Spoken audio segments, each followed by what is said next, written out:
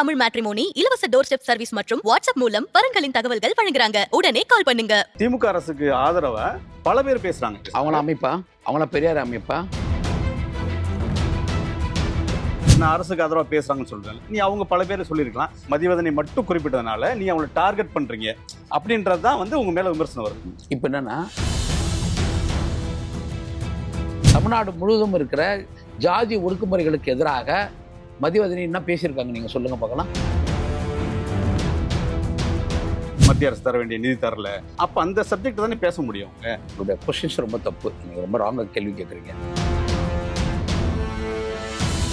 இதுக்கு நீங்க பதில் சொல்லுங்க. கொடுத்துருக்காங்கன்னு கேட்கிறேன். அதைத்தான் நான் என்ன நீங்க என்ன சொல்றீங்க? நீங்க பேசுறது எப்படி இருக்குதுன்னாக்கா அவங்களுக்கு நேரம் இல்லைன்னு சொல்றீங்க. நேரம் இல்லை, அப்ப எப்படி பேசுறீங்க? அவங்களுக்கு இருக்கிற ஸ்பேஸ்ல அவங்க பேசுறாங்க. என்ன ஸ்பேஸ் இருக்குது உங்களுக்கு?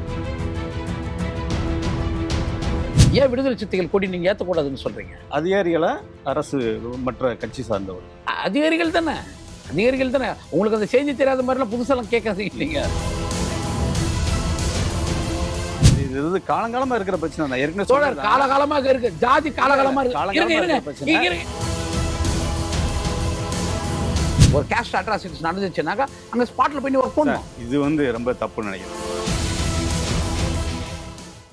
விகடன் நேயர்களுக்கு வணக்கம். திரைப்பட இயக்குனர் திரு கோபிநாயனார் அவர்கள் தமிழக அரசு குறித்தும் திராவிட இயக்கத்தின் துணை பொதுச் செயலாளர் வழக்கறிஞர் மதிவதனி அவர்கள் குறித்தும் முன்வைத்த சில விமர்சனங்கள் பெரும் சர்ச்சையாக இருக்கிறது. இது குறித்து திரு கோபிநாயனார் அவர்களிடமே பேசலாம். திருவள்ளூர் மாவட்டம் ஒரு பகுதியில் பட்டியலின மக்கள், ஒடுக்கப்பட்ட மக்கள், சாமானிய மக்கள் குடிமனை கேட்டு கோரிக்கை வச்சுட்டு இருக்காங்க. அவங்களுக்கு அந்த கோரிக்கை நிறைவேறல. அதுக்காக நீங்க போறீங்க. இந்த பிரச்சனை பேசிட்டு இருக்கையில் இதை மையமாக வச்சு நீங்க வந்து பேசியிருந்தா, தமிழக அரசை வந்து விமர்சனம் பண்ணியிருந்தா, அது வந்து அந்த அரசுக்கும் உங்களுக்குமான அந்த கோரிக்கை அதோட போயிருக்கும். இது வந்து இப்போ அவங்க திராவிட இயக்க துணை பொதுச் செயலர் மதிவதனியை கொண்டு வந்ததுனால அது டைவெர்ட் ஆகிற மாதிரி இருக்கு. அந்த இஷ்யூ வந்து ஒரு தனிநபர் தாக்குதலா, தனிநபர் விமர்சனமா போயிட்டு இருக்கு. இந்த கேள்வியே வந்து எனக்கு எதிரான கேள்வின்னு வச்சுங்கன்னா, இதில் நான் ஒரு விஷயத்துல ரொம்ப உறுதியா இருக்கிறேன். எப்படி உறுதியாக இருக்கிறேன்னா, இது வந்து கரடிபுத்தூரில் இருக்கிற தலித் மக்கள் குடிமனை கேட்டு ஒரு நிலத்தை வந்து அடையாளப்படுத்தி அரசுக்கிட்ட கேட்குறாங்க. ஆனால் அரசு நீண்ட நாளாக இவங்க கேட்டுக்கிறாங்க. ஆனால் கவர்மெண்ட் அதை பற்றி எந்த விதமான கவலையும் படாமல் எதிர்காலத்தில் அது என்ன பண்ணுதுறானாக்கா, ஒரு தனியார் துறைமுகத்துக்கான சாலை அமைக்கிறதுக்கு, மண் எடுக்கிறதுக்கு அது வந்து அனுமதி தருது. அப்போ நாங்கள் என்ன கேட்குறோம் அப்படின்னா, நாங்கள் வீட்டு மனை இல்லாமல் நிற்கிறோம். இல்லை, இது கடந்த ஆட்சியில இருந்தே இருக்கா, இல்லை இப்போ திமுக ஆட்சி வந்த பின்னாடி இந்த கோரிக்கைகள் தான்? இந்த ஆட்சியில் தான் நடக்குது. அப்படின்னா இந்த விஷயங்கள் நாங்கள் கேள்வி, ஒருவேளை நீங்கள் சொல்கிற மாதிரி அது கடந்த ஆட்சியில் ஒருவேளை அந்த கோரிக்கைகள் இருந்தாலும் நீங்கள் தானே அதுக்கு மாற்றத்தானே இன்னும் கொண்டு வந்திருக்கிறேன். அப்போ நீ தானே அதை சரி பண்ணணும். அது தப்புன்னு தானே இன்னும் கொண்டு வந்தேன். அப்போ நீ தானே சரி பண்ணணும். நீங்கள் ஒருவேளை அந்த கடந்த ஆட்சியில் நீங்கள் அந்த கோரிக்கை வச்சிங்க, அப்போ இவங்க மட்டும் அதுக்கு பொறுப்பு இல்லைன்ற மாதிரி நீங்கள் பேசலாம். நான் என்ன கேட்குறேன்னா, இதையெல்லாம் மாற்றி அமைக்கிறதுக்கு நாங்கள் வந்திருக்கிறோம் அப்படின்னு நீங்கள் பேச வந்துட்டீங்கன்னாக்கா, அப்போ நீங்கள் தான் அதை சரி பண்ணணும். கரெக்டுங்களா? அப்போ அந்த அடிப்படையில் நாங்கள் கேட்குறோம். அப்போ நீ என்ன பண்ணுறேன்னா, ஒரு தனியார் இப்போ சாலை அமைக்கிறதுக்கு அங்கே மண் எடுக்கிறதுக்கு அனுமதிக்கிறேன். இப்போ அங்கே மண் எடுத்துட்டாங்க, நாங்கள் பள்ளம் இருந்துச்சுன்னா எப்படி எங்களுக்கு வீட்டு மனை கொடுப்பீங்க? ஏன்னா அது வந்து கல்லாங்குத்துன்ற ஒரு லேண்டு. இதுக்கு முன்னால் நாங்கள் எங்கேயாவது வீட்டு மனை இல்லாமல் நாங்கள் வந்து போய் கேட்டுன்னு வச்சிங்கன்னா, அவங்க என்ன சொல்லுவாங்கனாக்கா, இல்லை தோழ, இது வந்து மேய்ப்புக்கால் புறம்போக்கு, இது அந்த புறம்போக்கு, இது இந்த புறம்போக்கு, வகை மாற்றங்கள் செய்ய முடியாது, இது பெல்ட் ஏரியா இப்படின்னு சொல்லி தட்டி கழிப்பாங்க. அதை மீறி அவங்களே ஒன்று சொல்லுவாங்கனாக்கா, நாங்கள் வேணான்னு சொல்கிற அளவுக்கு ஒரு வீட்டு மனை எங்களுக்கு எப்படி கொடுப்பாங்கன்னா, இங்கேருந்து ஒரு 6 கிலோமீட்டர் 7 கிலோமீட்டர் 10 கிலோமீட்டர் டிஸ்டன்ஸில் அங்கே போகிறீங்களா அப்படின்னு சொல்லுவாங்க. ஏன்னா இது திட்டமிட்டு செய்கிறது. பொதுவாக சொல்கிறீங்க, பொதுவாக அப்படி ஒரு போக்கு இருக்குன்றீங்களா? இல்லை பொதுவான போக்கு மட்டும் இல்லை, இப்படி தான் நடந்துருக்குது. இல்லை, இந்த கோரிக்கையை எப்படி முன் வச்சிங்க அரசுக்கிட்ட? என்ன நடந்தது? இல்லை, நாங்கள் எல்லா அதிகாரிகளையும் போய் சந்தித்தோம், எல்லாருக்கிட்டையும் மனு கொடுத்துருக்குறோம். அது சம்மந்தமான செய்திகள் வந்துருக்குது. இதெல்லாம் நாங்கள் பண்ணியிருக்கிறோம். ரெவென்யூலேருந்து ஆரம்பிக்கிறோம், கலெக்டர் சந்திக்கிறோம், அதுக்கப்புறம் இந்த போராட்டங்களுக்கு இப்போ போலீஸை பார்க்குறோம். இது சம்மந்தமாக என்னென்ன அதிகாரிகளை சந்திக்கணும் சந்திக்கிறோம். ஒரு ஸ்டேஜில் தான் எங்ககிட்ட இந்த நிலம் பறிபோகுது அப்படின்ற ஒரு நிலைமை வரும்பொழுது, இப்போ நாங்கள் யாருக்கு பேச ஆரம்பிப்போம்? அரசை பற்றி பேச ஆரம்பிப்போம். இப்போது இந்த அரசு என்ன மாதிரியான அரசுன்றது தான் இங்கே கேள்வி. இல்லை, இதில் வந்து நீங்கள் வந்து ஒரு கார்பரேட்டுக்காக செயல்படுது அப்படின்றது ஒரு கடுமையான குற்றச்சாட்டு. இந்த அரசு வந்து ஒரு சமூக நீதி அரசு, பெரியார் வழி வந்த கொள்கையை கடைபிடிக்கிற அரசு அப்படின்லாம் சொல்லிட்டு இருக்காங்க திமுக அரசு, ஸ்டாலின் தலைமையிலான அரசு. அதான் நாங்களும் சொல்றோம். இல்ல, அதுதான் இல்ல அது அந்த அந்த மாதிரி தன்மையோட ஒரு அரசு போயிட்டு இருக்கு. இல்ல கார்ப்பரேட்டுக்கு ஆதரவா செயல்பட்டுன்றது ஒரு கடுமையான குற்றச்சாட்டு இருக்கு.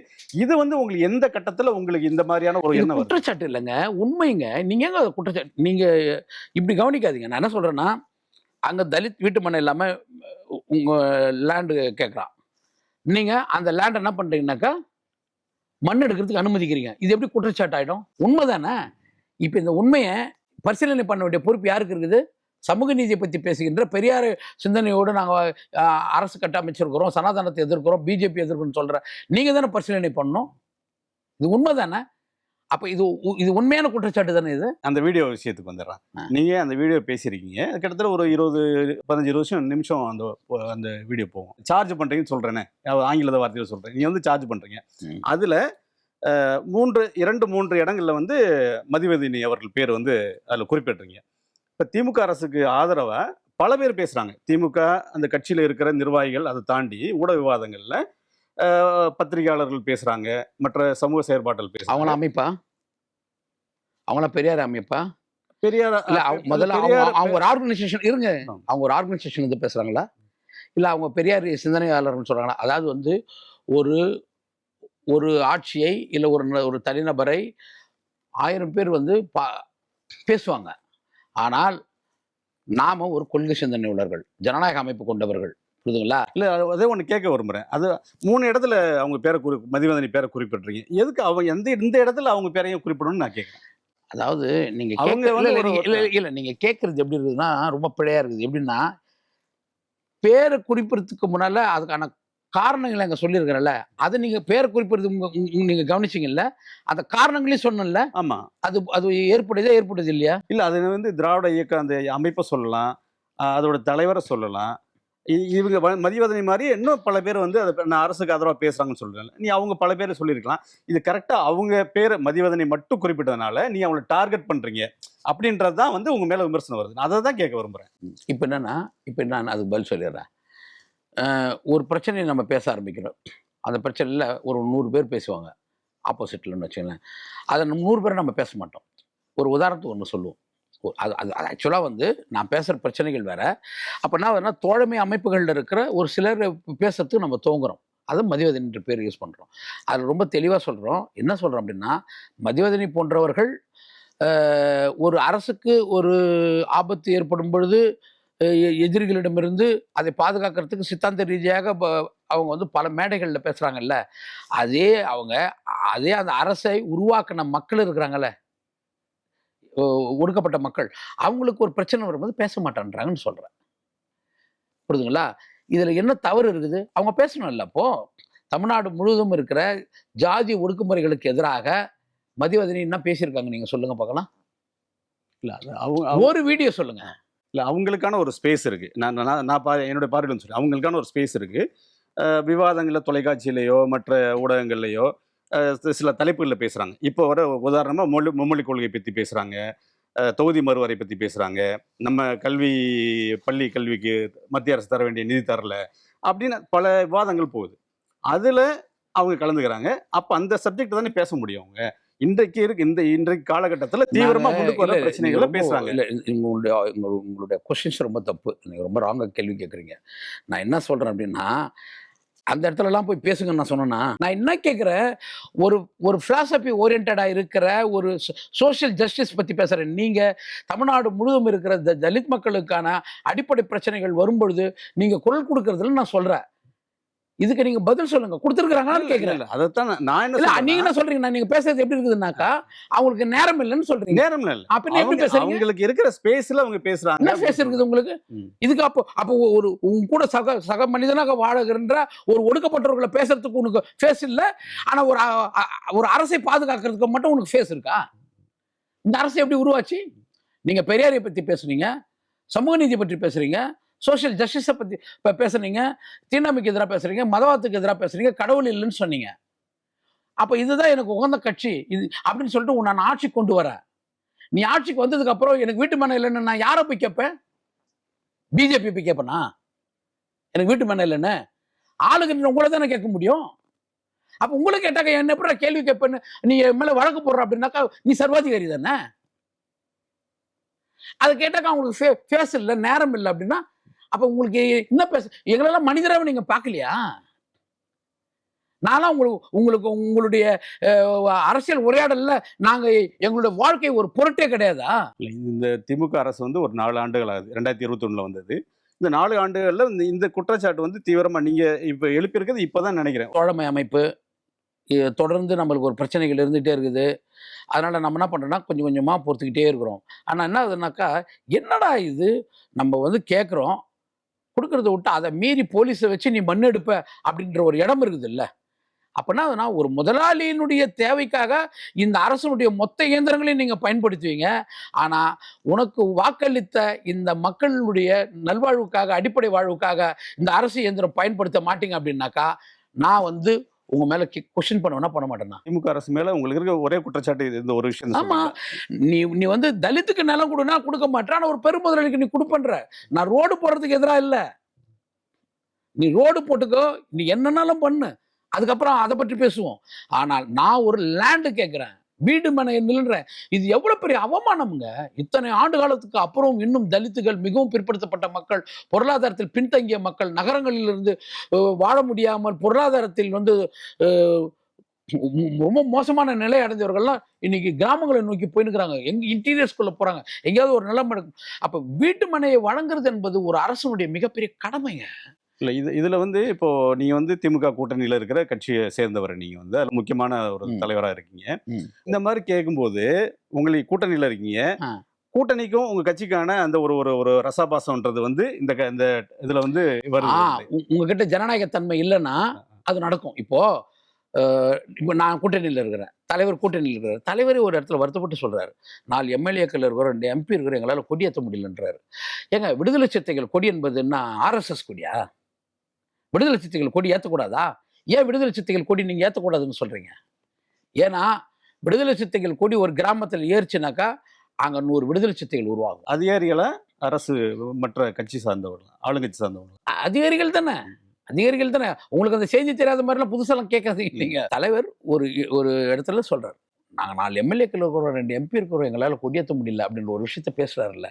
அப்படி ஒரு விஷயம் இருக்குதுல்ல, அது என்னது? அது மறைமுகமாக நான் கூட்டணியில் இருந்தும் உங்களுடைய கொள்கைகளை நாங்கள் ஆதரித்தும் எங்களுக்கு வந்து ஏதுவான ஒரு சூழல் எங்க அமைப்புக்கு இங்க இல்லை அப்படின்றது. அப்ப என்னன்னா, அங்க ஏன் கொடியேற்றக்கூடாது அப்படின்ற ஒரு கேள்வி கேட்கிறோம். அது மக்கள் இயக்கம் தானே. விடுதலை சிறுத்தைகள் மக்கள் இயக்கமா இல்லையா?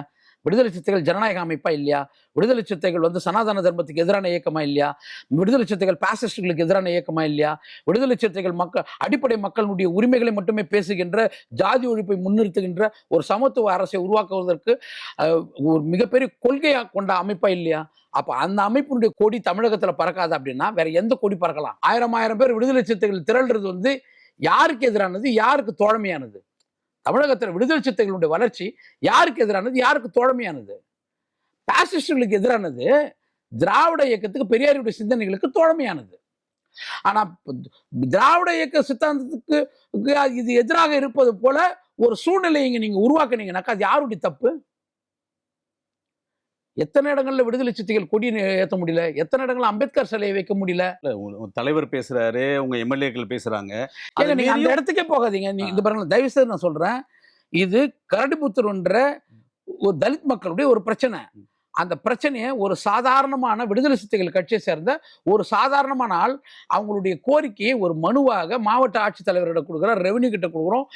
இது சம்பந்தமாக எல்லாருக்கும் நாங்கள் கடிதங்கள் அனுப்புறோம். எங்களுக்கு நாங்கள் குடிமனை பட்டா கேட்டு மனு போட்டு நாங்கள் காத்து இருக்கிறோம். இதை நிறைவேற்றுங்கள் தான் சொல்றோம். இதுக்குள்ள ஏன் தலைவர் வர்றார்? இதுக்குள்ளேயே கூட்டணி எல்லாம் வருது. இல்ல, இது அரசு மீது நீ எவ்வளவு கடுமையான ஒரு சார்ஜ் வைக்கிறீங்க? அரசை மீறி நாங்க சார்ஜ் வைக்கல தோழ, நாங்க அரசு மீறி சார்ஜ் வைக்கல. நாங்க வைக்கிறதெல்லாம் என்னன்னா, இல்ல அப்புறம் இந்த திமுக சார்பு, அவங்க திமுக சார்ந்தவங்க, அதுல இணையத்துல இருக்கவங்க பாருங்க, ரொம்ப சிம்பிள். அவங்க விஷயத்தை ஒரு சிம்பிள் ஆர்குமெண்ட்டா பண்ணலாம். இப்ப நான் வந்து மதிவதனி தோழரை பத்தி பேசிட்டேன், தோழமை அமைப்பை சேர்ந்தவங்க. உடனே மற்ற தோழர்கள் என்ன பண்ணலாம்னாக்கா, தோழறாங்க என்ன பிரச்சனை, எதுவும் நீங்க பேசாதீங்க, நாங்க வந்துடுறோம். இதுதான் தோழமை, இதுதான் வந்து ஜனநாயக நடைமுறை. மதிவதனி விமர்சிக்க கூடாதா? நான் இப்போ கேட்குறேன், மதிவதனி விமர்சிக்க கூடாதா? நான் ஒரு ஜனநாயக சக்தி, என்ன பேச விட்டுருங்க, நான் ஒரு ஜனநாயக சக்தி, நீ ஒரு ஜனநாயக அமைப்புன்னு சொல்ற. அப்போ ஒரு ஜனநாயக அமைப்பை சேர்ந்தவங்கள ஒரு ஜனநாயக சக்தி வந்து விமர்சிக்குது. என்னன்னு விமர்சிக்குது? நீங்க வந்து ஒரு அரசை பாதுகாக்கிற அளவுக்கு அந்த அரசின் கீழே இருக்கிற மக்களுடைய துயரங்களுக்கு நீங்க ஆதரவாக பேசுறது இல்லைன்னு சொல்லுது. அது இதுதான் சொல்லுது, வேற தவறெல்லாம் சொல்ல. நம்ம தனிப்பட்ட முறையிலையோ இல்லை நாங்கள் வந்து எந்த இடத்துலையும் நாங்கள் அவங்கள குறித்து மதிப்பிடலை. அவங்க மேலே பெரிய மரியாதை உண்டு, அன்பு உண்டு, அதெல்லாம் உண்டு. ஒரு தோழமை இயக்கத்துக்கான எல்லாரும். ஆனால் நீங்கள் தான் வந்து எந்த பிரச்சனை பேசலாம், எந்த பிரச்சனை பேசக்கூடாதுன்ற ஒரு பாகுபாடோடு இருக்கிறீங்க. இந்த பாகுபாடு ஜாதி உளவியலோடு தொடர்புடையதுன்றதுனால தான் எங்களுக்கு கோபம் வருது. திராவிட கழகத்தை குற்றம் சாட்டுறீங்களா? நீங்க இன்னொரு தோழர் நீங்க பாருங்க, நான் எப்போதும் ரொம்ப தெளிவா இருப்பேன். இன்னொரு நான் ஒண்ணு சொன்னேன்னா அதுதான் பதில். அதுல இருந்து நீங்க ஒரு துணை கேள்வி உருவாக்குனீங்கன்னா அதுக்கு என்ன இல்ல சாதி சார்ந்த உணர்வுன்னு சொல்றீங்கல்ல, அது பாகுபாடு என்பது ரொம்ப தவறுங்க. அதாவது நீங்க சொன்னது சாதி சார்ந்த உணர்வு பாகுபாடுன்னு சொல்றீங்க. இது வந்து திராவிட கழகத்தை குற்றம் சாட்டுறீங்களா நான் கேட்கிறேன். ஆமா, நீங்க வேலை செய்ய மாட்டேன்றீங்க. இப்போ எனக்கு கம்யூனிஸ்ட் கட்சிகள் தலித்துகளுக்கு வேலை செய்த மாதிரி, தலித் அமைப்புகள் தலித்துகளுக்கு வேலை செஞ்ச மாதிரி வேற யார் இங்க வேலை செஞ்சாங்க? இன்னைக்கு இந்த வருடத்துல ஒரு 1000 போராட்டம் கம்யூனிஸ்டுகள் எடுத்திருப்பாங்கனாக்கா அதுல வந்து 900 போராட்டம் தலித்துகளுக்காக எடுத்திருப்பாங்க, தலித் மக்களுக்காக எடுத்திருப்பாங்க. அந்த மாதிரி தமிழகத்துல தலித் மக்களுக்காக திராவிட கழகம் எடுத்த போராட்டங்கள் நீங்க சொல்லுங்க பார்க்கலாம். அதுல மதிவதனி பேசின வீடியோக்கள் சொல்லுங்க. என்கிட்ட ஒருத்தர் சொல்றாங்க, வளரும் அந்த அம்மா ஒரு பெண், அந்த அம்மாவை நீங்க இப்படி பேசலாமா, இது தவறு இல்லையா, ஒரு பெண் இப்படி பேசலாமான்றாங்க. ஏங்க, நான் ஒருத்தர் அரசியலை தாங்க பார்ப்பேன், பெண் ஆணெல்லாம் பார்க்க முடியாது, அரசியலை தான் பார்ப்பேன். அப்ப பெண் அவங்க பார்க்கணும்னா நிர்மலா சீதாராமனை கூட நம்ம கேள்வி கேட்கக்கூடாது, ஏன்னா அவங்களும் பெண் தானே. நிர்மலா சீதாராமன் நம்ம கேள்வி கேட்கிறோம்ல, அப்ப நீங்க எல்லாரையும் கேள்வி கேட்பீங்க. அதுக்கு பேர் ஜனநாயகம், அதுக்கு பேர் வந்து ஒரு மனிதனுடைய ஒரு உரிமை. ஆனா உங்களை யாராவது கேள்வி கேட்டாங்கன்னா நீங்க எப்படி மதிவதனி கேள்வி கேட்பீங்க, எப்படி மதிவதனி குற்றச்சாட்டு வைப்பீங்க? மதிவதனி யாருமே இப்ப எதுவுமே பேசுனது இல்லையா? நீங்க இப்ப சொல்லுங்க, மதிவதனி தோழர் தமிழ்நாட்டில் அவங்க யாருமே குற்றப்படுத்துனது இல்லையா, யாரையும் கேள்வி கேட்டது இல்லையா? அப்போ உங்களுக்கு இருக்கிற அந்த உரிமைகள் எல்லாமே எங்களுக்கு கிடையாதா? இதுக்கு பேர் தான் சொல்றது ஜாதிய மனோபாவம் சொல்றோம். நான் பேசுவேன், நீ பேசக்கூடாது. கரடிபுத்தூர்ல தலித்துகளுக்கு வீட்டு மனை வேணும், அந்த நிலத்துல நீ மண் எடுக்காத அப்படின்னு நான் கேள்வி கேட்கிறேன். இதுதான் இந்த கேள்விக்கு பதில் சொல்லுங்க. நீ எனக்கு வீட்டு மனை தராமல் ஒரு கார்பரேட்டுக்கு நீ வந்து மண்ணுக்கு முன்னுரிமை கொடுக்கறத வந்து இந்த அரசை, இது மக்களுக்கான அரசு இல்லை, இது முதலாளித்துவத்துக்கு ஆதரவான அரசு அப்படின்றத நான் சொல்றதுல நான் உறுதியா இருக்கிறேன். இதுக்கு என் பேர்ல நீ நீல சங்கி, இந்த சூழ்நிலை நீ இப்படிலாம் பேசலாம் அப்படின்னு நீங்க சொன்னீங்கன்னாக்கா நான் என்ன கேட்பேனாக்கா, தலித் மக்களுக்காக போராடுறவன் சங்கியா, பெருமுதலாளிகளுக்காக நிலம் மண்ணெல்லாம் அனுமதிக்கிறவன் சங்கியா அப்படின்னு நீங்க தான் முடிவு எடுக்கணும். நாங்க யாரையும் சங்கின்னு சொல்ல மாட்டோம். தயவுசெய்து கரடிபுத்தூருக்கு போங்க, அந்த மக்களை கூப்பிட்டு கேளுங்க, உங்களுக்கு வீட்டு மனை இல்லையா, சரி வாங்க வீட்டு மனை கொடுக்காம இங்க மண் எடுத்தது தவறுன்னு சொல்லிட்டு ஒரு அறிக்கையை சமர்ப்பிக்கல, அரசுக்கு சமர்ப்பிக்க சொல்லுங்க, நான் செய்யறேன். ஏன்னா இந்த நிகழ்ச்சிகள் வந்ததுக்கு அப்புறம் கம்யூனிஸ்டுகள் எங்களை அணுகியிருக்கிறாங்க. தோழர் நாங்க என்ன செய்யணும், உங்களை கூட நாங்க இணைந்து நிக்கிறோம், நீங்க கம்யூனிஸ்டுகள் பேசுறாங்கல்ல, அந்த மாதிரி ஒரு திராவிட கழகத்துல இருந்து கூட எங்கிட்ட பேசலையே. ஏன் பேசல? திமுக சார்ந்து பேசினாங்களா? யாருமே பேசலையே. திமுக எப்படி பேசுவாங்க? அவங்க தானே செய்யறாங்க, அவங்க எப்படி பேசுவாங்க? அதுதானே வருத்தம், கோபம் இல்ல வருத்தம். ஏன்னா நான் எங்க போய் நிப்பேன், என்னுடைய அரணை நீதான், நீ வரணும்னு தானே நான் வாக்களிச்சேன். நீங்க வந்து மற்ற சாதாரண ஆட்கள் மாதிரி இல்ல, நீங்க வந்து ஒரு பிரபலமான ஒரு இயக்குனர். உங்களுக்கு பல அமைச்சர்கள் நேரடியா தெரியும், அதிகாரிகளை தெரியும். தெரியாது, எனக்கு யாரையும் தெரியாது, என்னை யாரும் அனுமதிக்கல. நீங்களே கற்பனையா பேசுனீங்கன்னா அதுக்கு நான் பொறுப்பேற்க முடியாது. நாங்க ஒரு மனு எடுத்துட்டு போயிட்டு, நீங்க சொல்றீங்களா ஒரு பிரபலமான மனிதர்னு, ஆனா நாங்க ஒரு மனு எடுத்துட்டு போயிட்டு எத்தனை அலுவலகங்கள் வாசல்ல நாங்க வந்து காத்து இருக்கிறோம்னு எங்களுக்கு மட்டும் தான் தெரியும். நீங்க போய் ஆமா, ஏன்னா உங்களுக்கு தெரியும் இது எதுக்கு எதிரானது, இது எதுக்கு ஆதரவானதுன்னு. அதெல்லாம் இப்ப நான் சொல்ல விரும்பல தோழர், அதெல்லாம் நான் சொல்ல விரும்பல. நான் என்ன கேட்கிறேன், அமைதியாக எங்களுக்கு நிலம், எங்களுக்கு வீட்டு மனை வேணும்னு சொல்லி ஒரு பஞ்சாயத்து ஆபீஸ் அலுவலகத்துல சைலண்டா உட்கார்ந்த மக்களை நீ அடிச்சு துரத்துறல்ல, அவங்கள பிடிச்சி வண்டியில ஏற்றி எடுத்துட்டு போய் ஒரு மண்டபத்தில் அடைக்கிறல்ல, என்ன தேவை இருக்குது? ஓட்டு கட்டு வரும்போது எல்லாம் வரல, உங்க கட்சியில் இருக்கிற எல்லா பொறுப்பாளர்களும் வரல, ஆனா மக்கள் போராடும் போது மட்டும் ஏன் வர மாட்டேன்றீங்க? நாங்க போராட்டத்தை ஆரம்பிச்சிட்டோங்க, நாங்க போராட்டத்தை அறிவிச்சிட்டோம். என்ன பண்ணிடணும், போராடக்கூடாது, வா என்ன பிரச்சனை? அதாவது போராடக்கூடாது, உன்னை போராடினா உனக்கு எதிரானதான்னு நினைக்கிற, போராடினாக்கா போலீஸை வச்சு ஒடுக்குற, அதை மீறியும் போராடினாக்கா எங்களை கண்டுக்க மாட்டேன்ற. இது எவ்வளவு மோசமான அணுகுமுறை நீங்க சொல்லுங்க. எங்களை கண்டுக்கவே மாட்டேன்ற. அப்ப எங்களை நீ ஒரு மனிதனாக நீ நினைக்கல தானே, இதுதான் ஒரு பெரியாரிய சிந்தனையா? சரி, நான் போராடும் போது நீ என்னை பார்க்கவே மாட்டேன்ற. ஆனா நீ அதிகாரத்துக்கு வரணும்னாக்கா நீ அப்ப 3 தடவை காலனிக்குள்ள வர, சேரிக்குள்ள வர, இண்டஸ்ட்ரீஸ் மாதிரி நீங்க ஒரு கட்சி நடத்துற. நாங்க வாக்களிக்கிறோம், எங்க கிட்ட வாக்கு பெறுற, அதுக்கப்புறம் நாங்கள் உரிமை கேட்டா எங்களை போலீஸ் வச்சு அடிச்சு மிரட்டுற, எங்களை தொத்தி அடிக்கிற. நீங்க வந்து ஒரு இருங்க நான் பேசுறேன். திமுக கூட்டணியில இவ்வளவு கடுமையான ஒரு விமர்சனங்களை வந்து நீங்க வைக்கிறீங்க திமுக மேல. ஏங்க கூட்டணி மறந்துருங்க. உனக்காக காத்து இருந்து ஓட்டு போட்டோம்ல. இது வந்து காலங்காலமா இருக்கிற பிரச்சனை தான். ஏற்கனவே தோழர் சொன்னதுதான். காலகாலமாக இருக்கு. ஜாதி காலகாலமா இருக்கு. காலங்காலமா இருங்க இருக்கிற பிரச்சனை. இருங்க. ஆனா இப்ப வந்து நீ இவ்வளவு தீவிரம் ஒடுக்கப்பட்ட மக்களுக்கு, அடித்தட்டு மக்களுக்கு நிலம் இல்லை அப்படின்றது வந்து காலகாலமா இருக்குது. எல்லா ஆட்சியிலும் இருக்குது. ஏடிஎம்கே இருக்கும்போது இருந்தது, காங்கிரஸ் இருக்கும்போது, இப்ப திமுக ஆட்சியிலும் இருக்குது. இந்த நேரத்துல வந்து இவ்வளவு தீவிரமா வந்து நீங்க வந்து குரல் கொடுக்கறது இருக்குல்ல, கோபி நாயனார் வந்து ஏன் இவ்வளவு ஆக்ரோஷமா இப்ப பேசுறாரு? அது காலகாலம் எப்பயோ இருக்கிற பிரச்சனை தானே அப்படின்ற ஒரு கேள்விதான். காலகாலமா ஒரு மனிதனுக்கு கேன்சர் இருக்குது. இல்ல அதை கூட விட்டுருங்க. 4 வருஷம் ஆயிடுச்சு. இப்ப ஏன் பேசுறாரு? அதுக்கு சொல்லுங்க நீங்க. இப்பதானே நான் அந்த லேண்டை கிளைம் பண்றேன். ம். இப்பதானே நீ மண்ணு எடுக்க அனுமதிக்கிற. எப்போ பிரச்சனைகள் ஸ்டார்ட் ஆகுதோ அப்பதாங்க நம்ம வந்து தீவிரமா அதை பத்தி பேச ஆரம்பிப்போம். இப்போ ஜாதி காலகாலமா இருக்குது. அதனால நாங்க அந்த ஜாதிய சிந்தனையோடு இருக்கலாமா? இல்ல அதிமுக காலத்துல இருந்து திமுக காங்கிரஸ் காலத்துல இருந்ததுனாக்கா அதனால தானே காங்கிரஸ் வேணாம் அப்படின்னு சொல்லிட்டு உங்ககிட்ட வந்தோம். ஏன் காங்கிரஸ் வேணாம்னு உங்ககிட்ட வந்தோம்? அதுக்கப்புறம் அதிமுக ஆண்ட போது கூட அதிமுக வேணாம் அப்படின்னு சொல்லிட்டு இந்த முறை ஏன் உங்களுக்கு வாக்களிச்சோம்?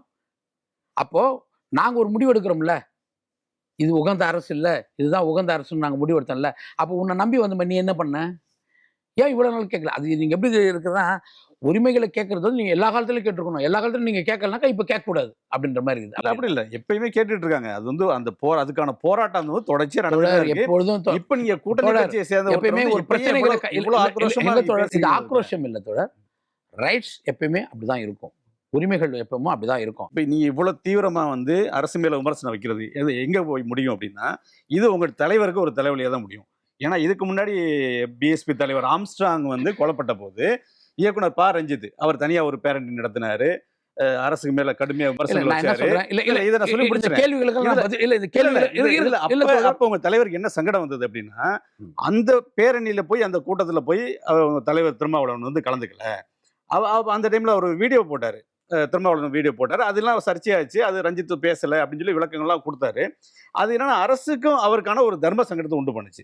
இப்ப நீங்க இவ்வளவு கடுமையான விமர்சனங்களை வைக்கும் போதும் மறுபடியும் உங்க தலைவருக்கு தான் ஒரு பிரச்சனை வந்து உண்டு பண்ற மாதிரி தெரியுது. அந்த டைம்ல தலைவருக்கு தர்ம சங்கடத்தெல்லாம் உருவாக்கல. அந்த டைம்ல தலைவருக்கு தர்ம சங்கடத்தை உருவாக்கவே இல்லை. 2வது வந்து எந்த பிரச்சனைக்குள்ளும் எந்த நெருக்கடியும் தலைவரை வந்து தர்ம சங்கடம் ஆக்காது. ஏன்னா ரொம்ப தெளிவான அரசியலை பற்றி பேசக்கூடிய ஒரு மனிதர். அங்க இருந்த அவரு அந்த விஷயத்தை வந்து அவரு எதிர்கொள்ள முடியாம போச்சு அப்படின்ற நீங்க சொல்ற அந்த விஷயங்கள்லாம் இருக்குதுல்ல, இது எல்லாமே கட்டமைக்கப்பட்டது தான். புரியுதுங்களா? ஒரு சில சின்ன சின்ன முரண்பாடுகள் ஏற்படும். அது மறுநாள் அது சரியாக்கப்படும். ஆனால் மறுநாள் சரியாக்குறது வந்து நாங்க முடிவு பண்ணிப்போம். ஒரு தோழமை சக்திக்குள்ளே அது நடந்துரும். ஆனால் அது ஒரு நீண்ட கால செய்தியாக இருக்கிறதுன்றது இருக்கும். அதுக்கு நாங்க பொறுப்பேற்க முடியாது. இதுவும் நான் சொல்றேன், இந்த விடுதலை சிறுத்தைகள் ஒரு ஜனநாயக அமைப்பு. கரடிப்புத்தூருக்கு நிலம் கேட்பது என்பது ஒரு ஜனநாயக கோரிக்கை. இந்த ஜனநாயக கோரிக்கைக்கு இன்னைக்கு தமிழகத்தில் இருக்கிற மிகப்பெரிய ஜனநாயக தலைவர்களில் ஒரு தலைவராக நாங்க மதிக்கிற தலைவர் திருமாவளவன் இருக்கிறார். கண்டிப்பாக இது அவருக்கு தர்ம சங்கடத்தை ஏற்படுத்தாது. வேண்டுமென்றால் இது யாருக்கு தர்ம சங்கடத்தை ஏற்படுத்தும் அப்படின்னாக்கா, எங்களுக்கு நிலம் தர மறுக்கிறார்கள்ல அவங்களுக்கு ஏற்படலாம். தலித் மக்களுடைய கோரிக்கையை இந்த அரசு ஏற்றுக்கொள்ளுமானால் தலைவர் திருமாவளவனுக்கு தர்ம சங்கடம் ஏற்படாது.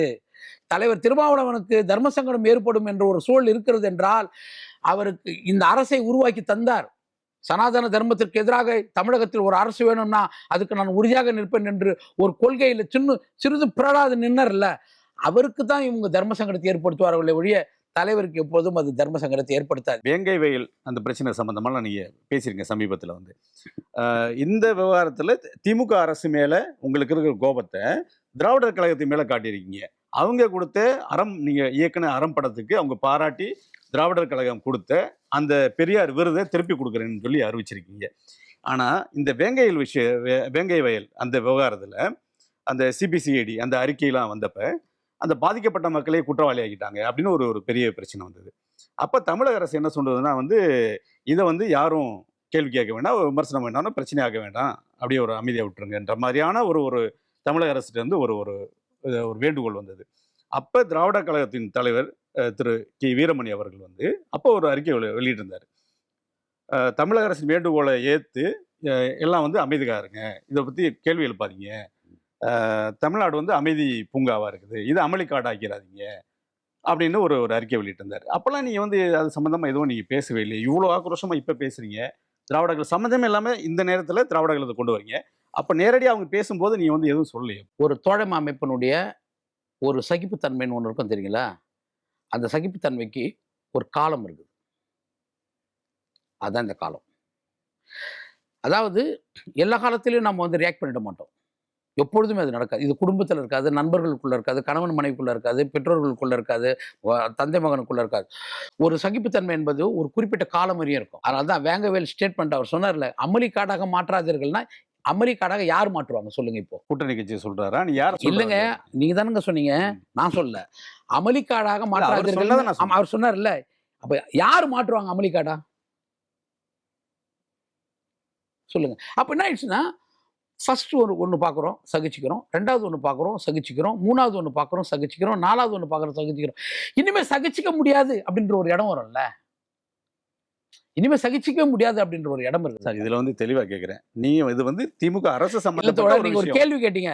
வேங்கவேல்ல இவ்வளவு மோசமான ஒரு அறிக்கை வரும்போது நீங்க அப்பெல்லாம் ஏன் எதிர்க்கல, இப்பயே எதிர்த்தீங்க அப்படின்னு கேட்டீங்க. அதுதான் நான் பதில் சொல்றேன்.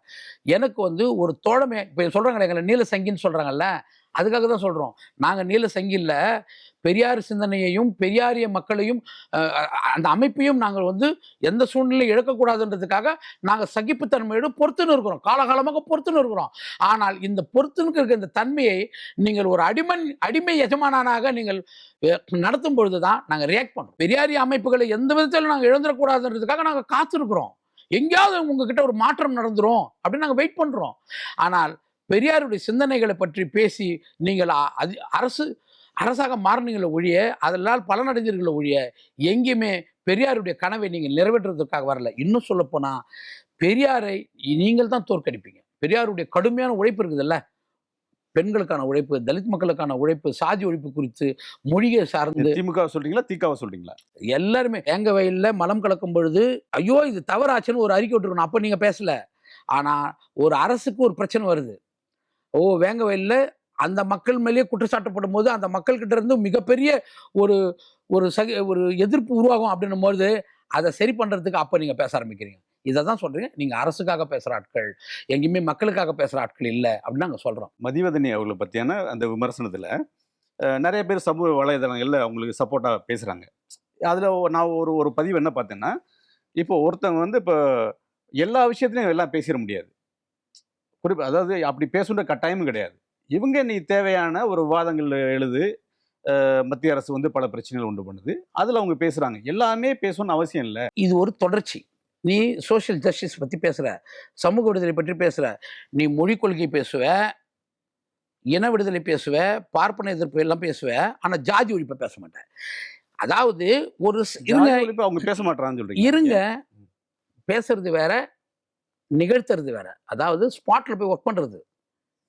ஒரு கேஸ்ட் அட்ராசிட்டிஸ் நடந்துச்சுனாக்கா அங்க ஸ்பாட்ல போய் ஒர்க் பண்ணணும். இது வந்து ரொம்ப தப்புன்னு நினைக்கிறேன். தப்புன்னா நான் என்ன சொல்ல வரேன் அப்படின்னா, எல்லாரும் எப்படி சார் பண்ணணும்? அவங்கள வந்து போய் பேசுறாங்க, மேடையில் பேசுறாங்க, தொலைக்காட்சி வாதங்களை அவங்க போராட்டம் யாருனாலும் செய்வாங்க.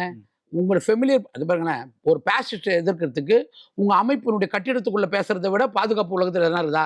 நாங்க தான் பேச விடுங்க, நாங்க தான் பேசிஸ்ட் எதிர்க்கிறோம். பெருமுதலாளிகளுடைய மிகப்பெரிய லாபகரமான ஒரு தொழில் சாலை போறத அந்த ஸ்பாட்ல போய் நிக்கிறோம். அப்ப எனக்கு நேரம் இருக்குது இல்ல?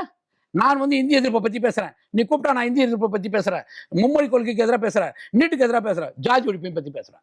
அப்ப எனக்கு நேரம் இருக்குது, உனக்கு நேரம் இல்லையா? இப்போ திருமாவளவன் ஒரு தலைவர் இருக்கிறாரு, ஜாதி ஒழிப்பு பேசுறாரா? மும்மொழி கொள்கையும் பேசுறாரா? இந்திய எதிர்ப்பு பேசுறாரா? சனாதன எதிர்ப்பு பேசுறாரா? கடவுள் மறுப்பு பேசுறாரா இல்லையா? அப்ப திருமாவளவனுக்கு நேரம் இருக்குது இல்ல ஜாதி ஒழிப்பை பத்தி பேசுறதுக்கு? மதிவதனிக்கு கிடையாதா?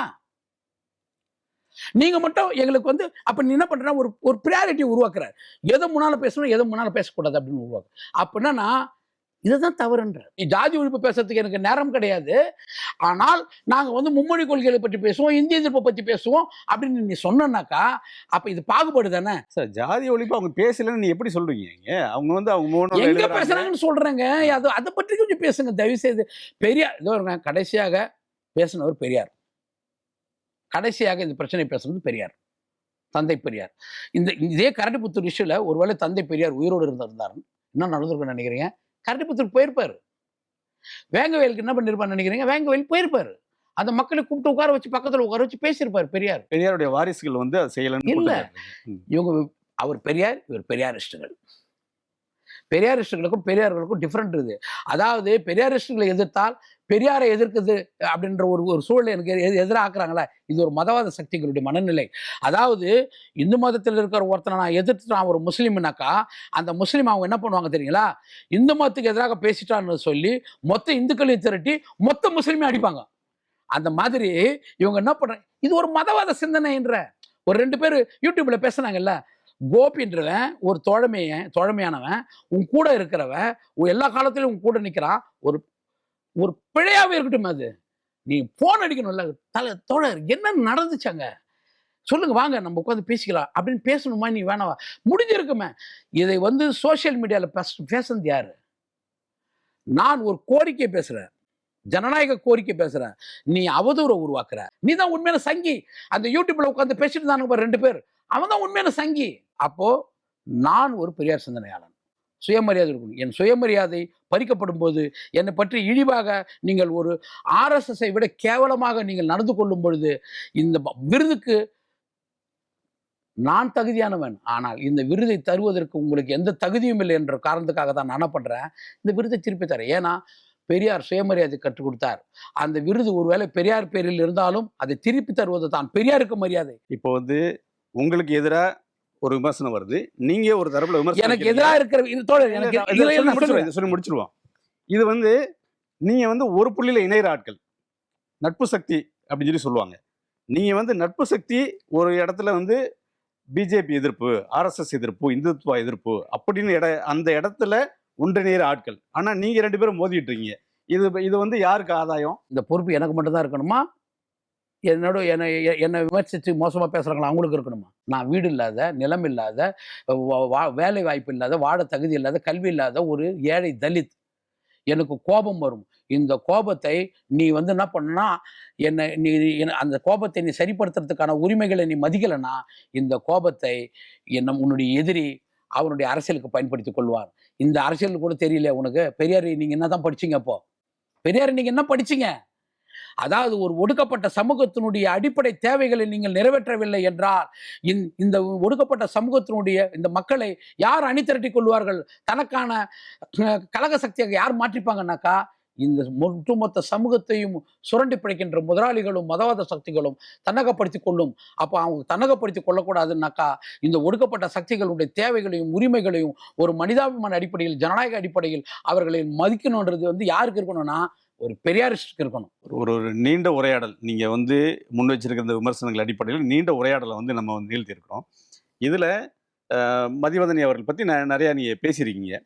இப்போ இந்த நம்ம இந்த இதுல இந்த இறுதியில அவங்க மேல வேணா விமர்சனம், அந்த குற்றச்சாட்டு இது அப்படியே இருக்குதா, இல்லை உங்களுடைய நிலைப்பாடு மாறி இருக்கா? மதிவதனி எனக்குமான உறவுன்றது வந்து ஒரு பொலிட்டிக்கல் ரிலேஷன்ஷிப். ஒரு தோழமையான ரொம்ப ஸ்ட்ராங்கான ஒரு ரிலேஷன்ஷிப் தான் இருக்குது, இருக்கும், எப்பவுமே இருக்கும்.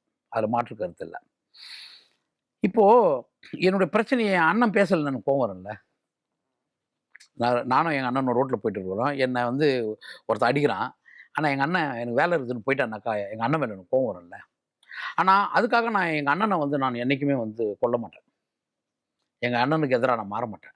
அண்ணன் இப்படி செய்யலைன்ற ஒரு வருத்தம் எனக்கு இருக்கும். அதுதான் கோபம். மதிவதனி மேலே எனக்கு எந்த கோபமும் கிடையாது, இருக்கவும் இருக்காது. ஏன்னா எனக்கும் மதிவதனிக்கும் ஒரே தலைவர் தான், பெரியார் தான். பெரியாரை நான் கற்றுக்கொண்ட மாதிரி தான் மதிவதனி கற்றுக்கினாங்க. அப்போ நான் கட்டுறதெல்லாம் நான் நடைமுறைப்படுத்தும் போது நீ ஏன் நடைமுறைப்படுத்த மாட்டேன்ற ஒரு வருத்தம் தான் இது. புரியுதுங்களா? ஒரு வருத்தம் இது, அவ்வளோதான், வேற ஒன்றும் கிடையாது. நாளைக்கு நானே மதிவதனி எங்கள் கூட சொன்னால் வணக்கம் தொடர் எப்படி இருக்கிறீங்கன்னு நான் பேசுவேன், கண்டிப்பாக பேசுவேன். அவங்களும் என்கிட்ட அது மாதிரி பேசுவாங்க. ஆனால் என்னன்னா, எல்லாருக்கிட்டையும் இந்த பிரச்சனைகளை நான் கொண்டு போனேனே, இவங்க இதை பற்றி பேசலையே அப்படின்றத ஒரு. அப்போ இங்கே என்ன நடக்குதுன்னாக்கா, இந்த பிரச்சனை ஒரு சமூகத்தினுடைய அடித்தட்டு மக்களுடைய பிரச்சனைன்னு நான் பேசும்பொழுது அதை பற்றியெல்லாம் கவனம் செலுத்தாமல் என்னை கொச்சப்படுத்துறதுக்கான, அவமானப்படுத்துறதுக்கான ஒரு வேலை நடக்குது இல்லை. இவர்கள் பற்றி நான் எப்பவுமே கவலைப்படுறதில்லை. ஏன்னா இது வந்து கார்பரேட்டுடைய கைக்கூலிகள். அப்ப இங்க என்ன ஆயிடுச்சுன்னா இவனுங்க கையில எடுக்கும் போது தான் எனக்கு வந்து அப்படியே பக்குன்னு ஆச்சு. அப்பதான் நினைச்சேன் எங்க அப்பாவி யாருன்னா நானும் மதிவதனியும் தான். ஏன்னா மதிவதனிய நான் ஒரு பிரச்சனை இல்லை, அந்த அம்மா பேசல அப்படின்ட்டு அந்த அம்மா பற்றி நான் பேசுறேன். அந்த அம்மா வந்து அண்ணா நம்மள இப்படி பேசிட்டாரு அப்படின்னு ஒரு வருத்தப்படுறாங்க. இது எங்களுக்குள்ள இருக்கிற ஒரு தோழமைக்குள்ள இருக்கிற சின்ன சின்ன முரண்பாடுகள் தான். இந்த போராட்டம் வந்து ரொம்ப நீண்ட போராட்டமாக ரொம்ப ஸ்ட்ராங் ஆயிடுச்சுன்னா ஒரு மிகப்பெரிய நெருக்கடி உருவாக்க இதன் மூலமா மண்ணளம முடியாம போச்சுன்னா பல கோடிகள் நம்ம இழக்க வேண்டியது வரும். அதுல நம்மளுக்கு கிடைக்கிற கமிஷன் போயிடுமே அப்படின்ற கைக்கூலிகள் பேசுறாங்க.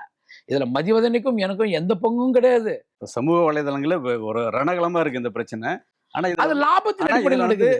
நீங்களும் மதிவதனையும் அப்பாவி அப்படின்னு சொல்லி சொல்றீங்க. ஆமா, ஏன்னா நாளைக்கு நான் தான் சொல்றேன், நாளைக்கு ஒரு கூட்டத்தில் நான் பார்த்தா மதிவதனி கிட்ட பேசுவேன், மதிவதனி என்கிட்ட பேசுவாங்க, தோழர் உண்மைதான் தோழர், தவறு தான் தோழர் அப்படின்னு கூட சொல்லிட்டு போயிடுவாங்க அந்த அம்மா.